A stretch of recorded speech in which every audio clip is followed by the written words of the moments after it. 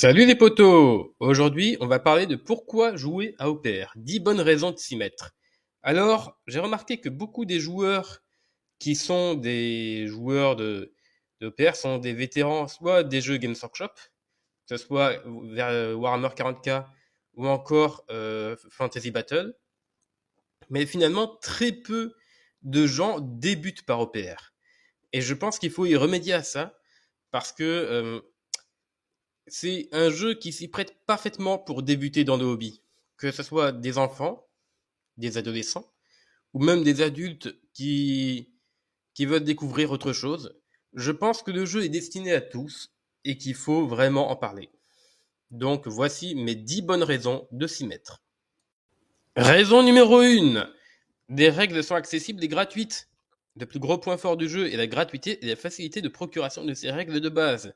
C'est également facile d'apprendre, il n'y a qu'une seule page à apprendre. Le plus long sera votre apprentissage et vous familiariser avec votre armée, ainsi que la stratégie au cours du temps. Mais voilà, tout se fera progressivement. Deuxième point, une application commune à tous les livres d'armée et qui est entièrement gratuite. Tous les livres d'armée sont regroupés sur Armyforge, qui est simple d'utilisation et intuitif. Vous pourrez y retrouver en un clic les listes d'armées des autres joueurs, et si vous créez un compte, vos listes seront disponibles sur tous vos appareils du moment que vous vous y connectez. Pas besoin d'acheter un livre ou d'obtenir une clé de codex. Vous pouvez consulter tous les livres d'armée sans limite et sans restriction. Un jeu dynamique et rapide. Une partie de Grimdark Future en 2000 points met environ 1 heure. Les joueurs expérimentés peuvent descendre aisément à 30 à 45 minutes de jeu.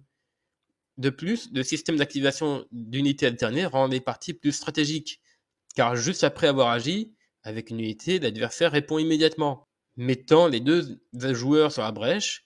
Pas de temps mort, pas d'attente interminable. Quatrième point, un jeu simple mais profond. Même si les règles semblent simples au premier abord, elles nécessitent une réflexion profonde dès que votre adversaire va bouger ses pièces.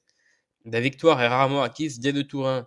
Il faudra utiliser toutes vos ressources pour rassurer la victoire, et encore, une fois, le système de jeu d'activation alternée rend le jeu plus profond. Il ne suffira pas d'avoir un plan élaboré méticuleusement dès le début.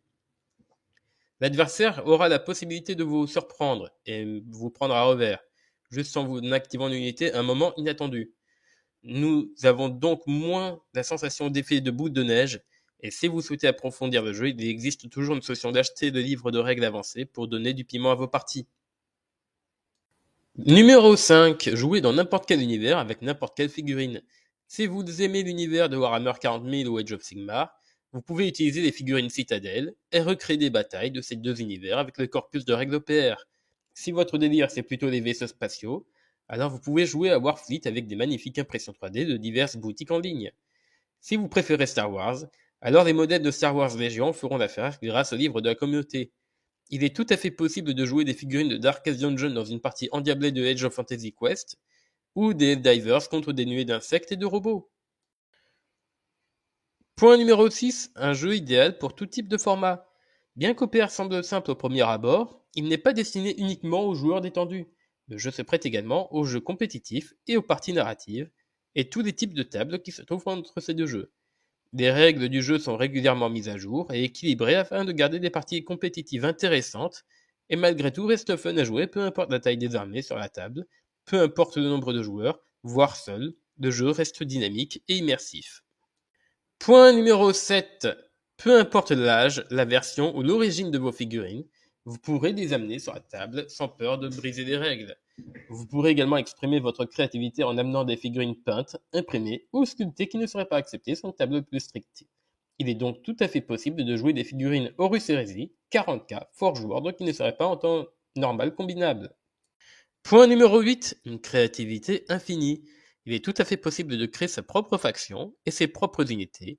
Vous pouvez donc imaginer et créer tout ce qui vous tient à cœur.